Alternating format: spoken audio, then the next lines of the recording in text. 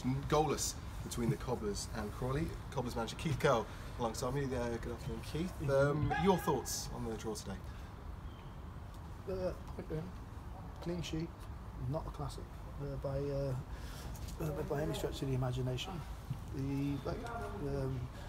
Looks solid. Defensively, pleasing after the last home game to come away with a clean sheet. Disappointed with the opportunities we had in the first half that we didn't hit the back of the net.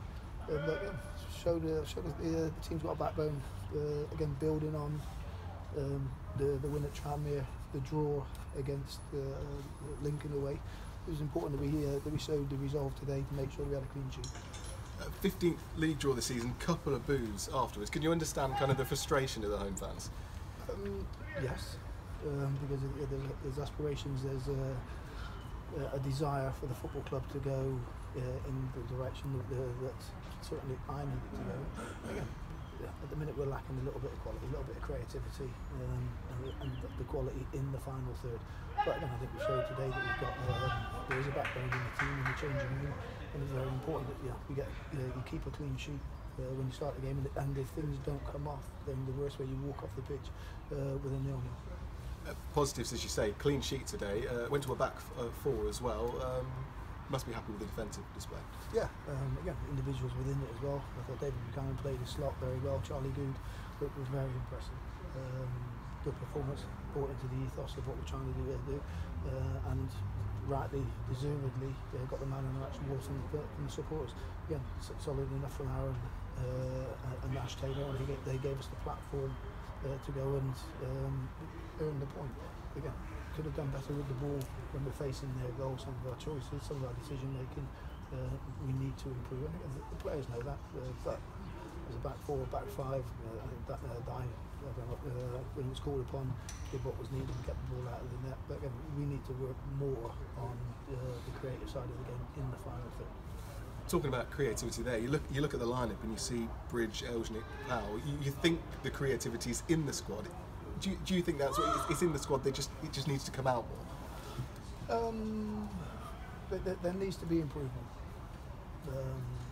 Individually, collectively, recruitment-wise, there needs to be improvement. And again, so when your flair players, when things don't come off for them, they've got a role and responsibility within the team that will earn us a point or earn us a clean sheet, which is a minimum. This happens to football clubs all around the country. I spoke to Colin West about this in the week.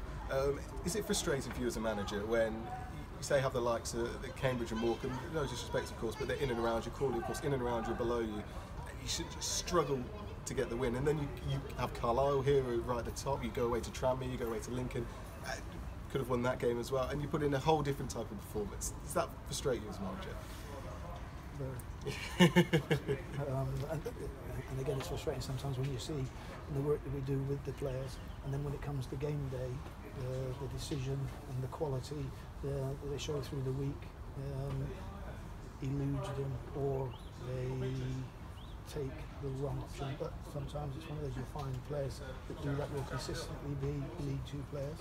And you'll find, that's what I say about mentioned about the recruitment. We need players that can turn up on game day, understand their roles and responsibilities, and deliver and perform.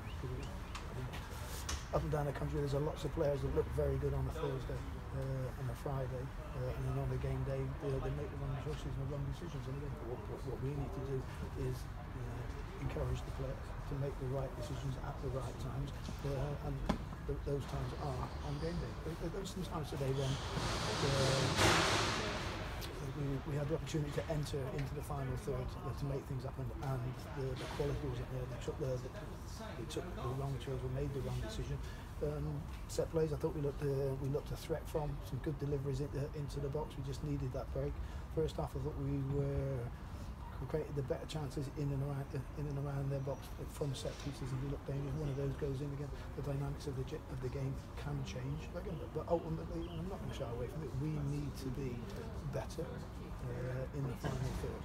Pleasing with the clean sheet today, and pleased to get the point that was on offer before the game.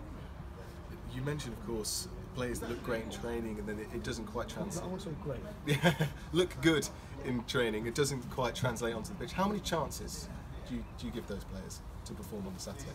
Well, I've got until the end of the season when the window opens, when I can again with the opportunity to improve the technical, tactical, physical, and mental environment that we're working through. Again, it does take transfer windows to change the culture, to change the environment that we're working in. I think I was at Curle for 3.5, maybe 4 years, and I think there was one player that came on that journey with me. And again, we went from 4 points of drift, bottom of the league, having just been relegated, to being a team that finished 3 times in the top 10 with a playoff finish as well.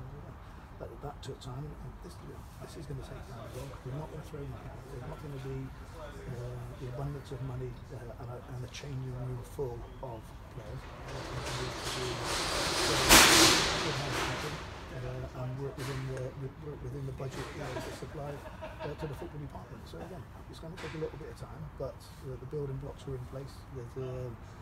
I wasn't say there wasn't a winning mentality within the football club when I came. And again, just being relegated, wrong end of the table.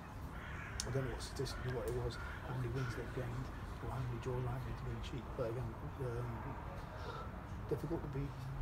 Has got to be part of the DNA of the team. Things don't come off, we don't get back. Let's move on to one of your favourite topics, of course, injuries. Marvin Sordell still out, Sam Foley as well. What are the status on those players, and how has that affected the We've got probably Sam Foley, combative midfield player. He's based his game on being able to get around the pitch, get around the opposition, and make good decisions attack-wise and defensively. And the lad can score a goal.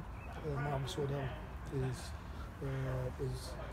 mentally in a good place, physically in a good place. He's back on the grass.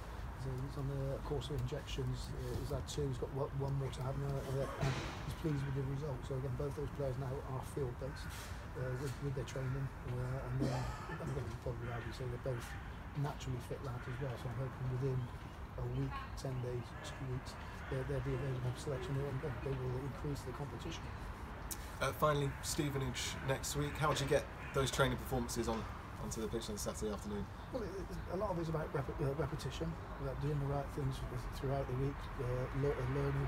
That's what we're trying to create. The football club is a learning environment, a developing environment, whereby we talk through, we show them the video analysis, and we say, we highlight the good, the bad, and the ugly. And that's what we try to do. We're trying to create an environment where players go out onto the pitch without the fear of making a mistake, but with an understanding of this is my job, this is my role, this is what I need. Kiko, thank you very much.